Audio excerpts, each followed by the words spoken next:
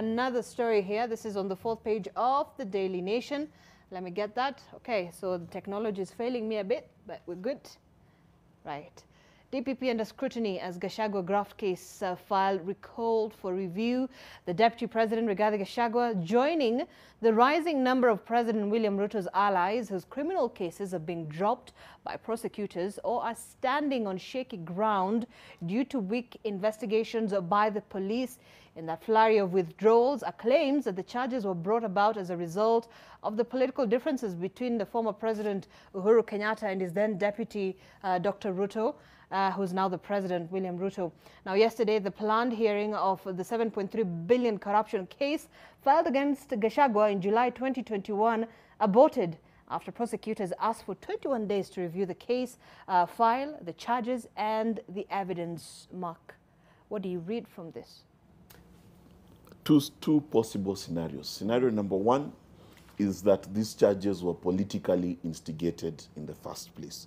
And if they were, then shame on our security agencies and our persecution agencies. It should not be that if Dennis today is in opposition, that he has more cases than he would have when he's in government. It should not be. Second option is that these cases were true and are now being withdrawn for political reasons. Either way, shame on our security agencies and our persecution agencies. Why do I say this?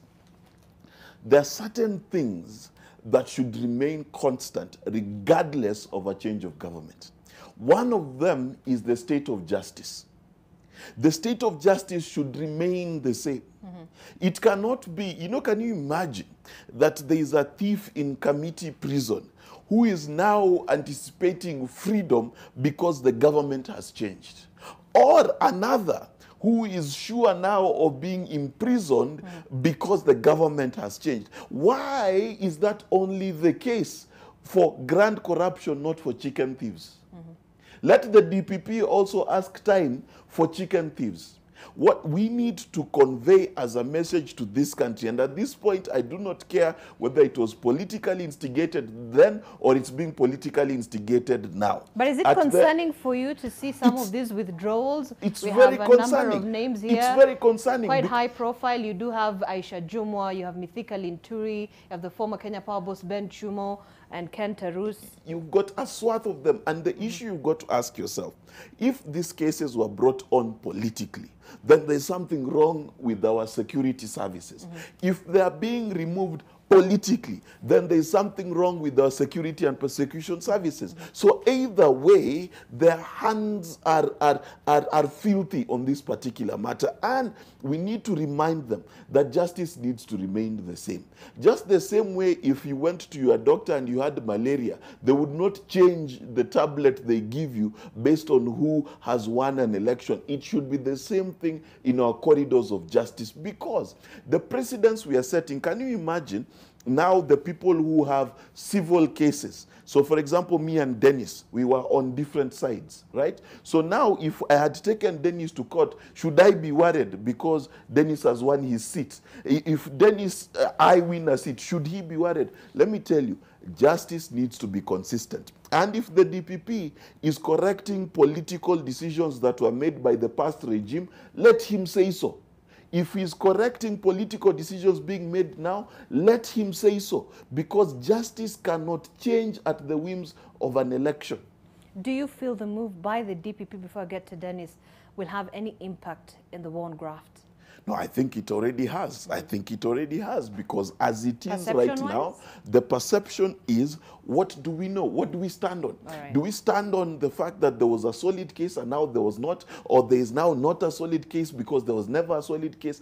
At the end of the day, the DPP Nurdin Haji, and I'm sorry to tell him this, and I say it without fear of contradiction, he is looking very shaky, and the end of his term as DPP is looking worse than how he began it. All right, Dennis, let's talk about this. So a lot of things have come out of this, and we've seen the number of cases that have been withdrawn or dropped by the DPP, and then you have the Deputy President with some saying, okay, suddenly politics in this. First of all, again, misleading headline. Is it? I think it's important for us to conform ourselves to law and study judicature, or the rule of the court or the administration of justice. And then ask ourselves, what locus does a DPP has to throw away any case? He doesn't have any. It is the court that grants leave. It is not the DPP. That is what the law says. The DPP has no capacity to withdraw any case in court. He does. No, it doesn't. By the way, do you remember, if you can do traction yesterday on the vetting processes, the Attorney General nominee was asked this question by Honorable Junet. Yes. And it was answered exactly like that. That the DPP has no locus of withdrawing any case. It is the court that grants leave. And the court grants leave under a what principle? That there is no sufficient evidence, and therefore the case is frivolous, and at the end of the day, the principle by which the prosecution was being handled was for political expediency. It's obvious. The Gachagua case, if you can do traction, is that I think 45 witnesses were provided. The matter was brought before the judge, and it was transferred, I believe, to later this year. But essentially, what the prosecution team asked for is more time to investigate. How can you take a matter before the judge when you have no evidence whatsoever? What is it that you're coming to argue? So majority of these cases that you see that the court is granting leave is because they are cases that cannot be scientifically backed with any kind of evidence, essentially. I cannot take you to court and then say, now this person is in court, Zainab is in court, and then the judge is there wondering, okay, so where is evidence? Sorry, give us 30 days to bring the evidence. But why did you bring this person before me if you have no evidence? Unfortunately, the criminal justice system, Zainab, you and I know, and Mark know, because Mark, of course, was in the other side the last time, that the truth is the criminal justice system was used for political expediency. And unfortunately, as a security expert, I weep because DCI especially was downgraded to a police publicist unit rather than an investigation arm. Right. And I keep on telling everybody, the reason why Kinoti, I used to meet, when I was doing my work Kinoti, I used to meet Kinoti at the Inspector General's office as a publicist. So when they recruited him into the arm of the DCI, they recruited a publicist, not an investigator. Kinoti has never won any case in court. In fact, if you look at the majority of the cases he took on court, in court, majority of them are being thrown out. But did he win in newspapers? Did he win the cases on TV? 100%.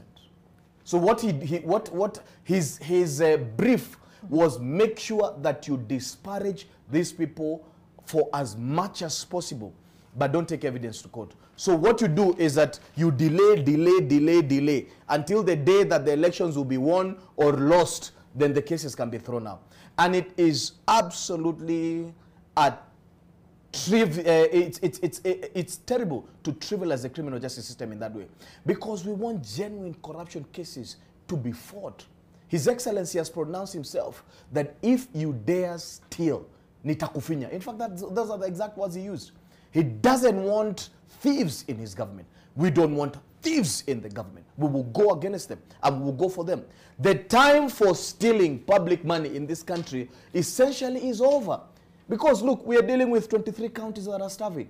Kenyans are unable to access health care and many other issues. Our education system is in tatters. You understand? So for how long will we have people going into government as business people to steal as much as possible? That time is over. His Excellency has also made the police force independent. How are they not independent? Because there was somebody in Nyayo House at the end, in Harambe House, ensuring that if you don't do this, we won't give you money. He has also made the judiciary independent completely. So he has made the two arms that dispense justice independent at the end of the day. So he's interested in graft being fought.